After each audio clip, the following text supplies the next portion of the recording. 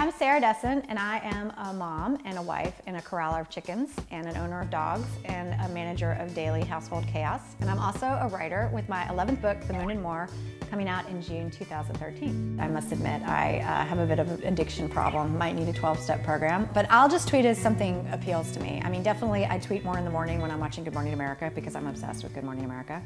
And then I often tweet in the evenings when we're fixing dinner and everything is going crazy around my house because it's an excuse for me to sit down and shut everything out for a few minutes.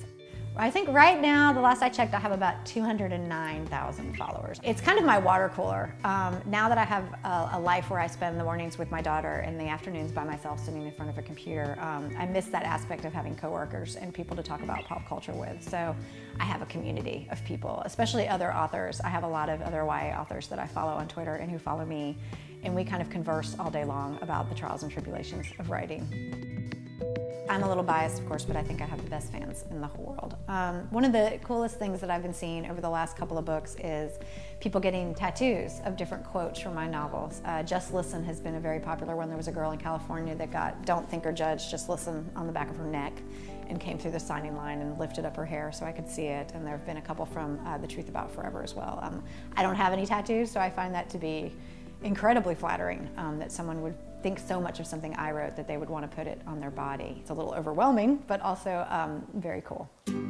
A normal day here, well, let's see, there's not a lot of normal going on. Normally my daughter wakes up really early in the morning. She has a lot of energy, and so we get up with her at about 6 in the morning and we are watching cartoons and then getting her ready for school, and then taking her to preschool, dropping her off, and then I spend a lot of time in the parking lot at preschool and also at Whole Foods, which I call my satellite office, where I get a lot of my work done. And then come home, make lunch, get ready for the babysitter to come, babysitter comes, go over to my office, have 4 hours to write and do all of my business stuff in a concentrated environment, and then come back over and then do dinner and baths and bedtime and clean up the dinner dishes, get her in bed, and then sit down on the couch, hopefully to watch like Modern Family and have a glass of wine before we have to start the whole thing all over again.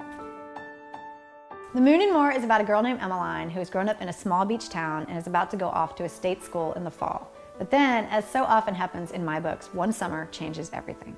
I think that this book is a little bit different in that the narrator is not only getting ready to go off to college, but it's not as traditional of a love story.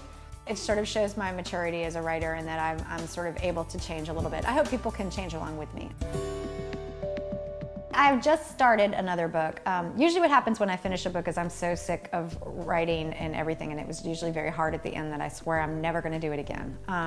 But then I get a little bit of a break and I watch some Bravo and eat some popcorn and have lunch with my friends and laze around a lot. And usually I start kind of missing writing in the same way that I miss being away from my house when I travel. I always can't wait to get out the door to the airport. And then usually it's about 12 hours that I'm away from all this and I get pretty lonely and I feel like it's a little too quiet. And I'm not tripping over animals or dogs or, dealing with chickens or my daughter. So I think writing's often the same way. It's like, it's always gonna be a little difficult. It's always gonna be a little chaotic.